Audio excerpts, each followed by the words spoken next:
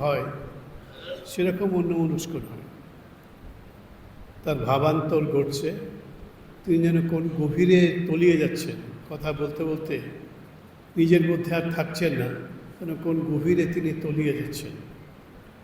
তো সেদিনকে শ্রীমা শুনেছিলেন যে এই যে হঠাৎ হঠাৎ কথা বলতে বলতে থেমে যাচ্ছে, তারপরে তিনি কোনো এক গভীর অতলে নিজেকে হারিয়ে ফেলছেন, এই অবস্থাটাকে বলে ভাব।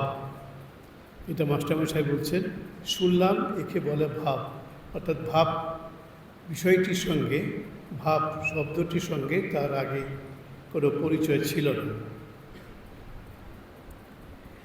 তার ওই অবস্থা দেখে শ্রীমা বলছেন, আপনি এখন সন্ধ্যা করবেন, তবে এখন আমরা আসি। উনি এখন সন্ধ্যা নিক করবেন হয়তো, সেই জন্য ওনার এরকম ভাবান্তর হচ্ছে, তাই উনি বললেন তাহলে আমরা এখন আসি।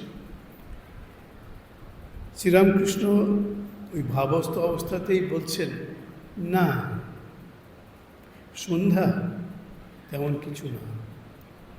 যেটাকে আমরা সন্ধ্যা বলে অনেক গুরুত্ব দিই, সাধারণভাবে ভক্তরা অনেক গুরুত্ব দেয়, সন্ধ্যা নিক করবেন, খুব সিরিয়াস ব্যাপার একটা। শ্রীরামকৃষ্ণ বলছেন না,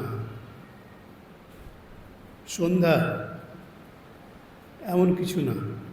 অর্থাৎ এই সন্ধ্যেটা তার যে নিজের প্রাত্যহিক আচরণ, কথাবার্তা তার সঙ্গে একাকার হয়ে গেছে, এটা আলাদা কিছু নয়, এটা উনি বোঝাতে চাইছেন।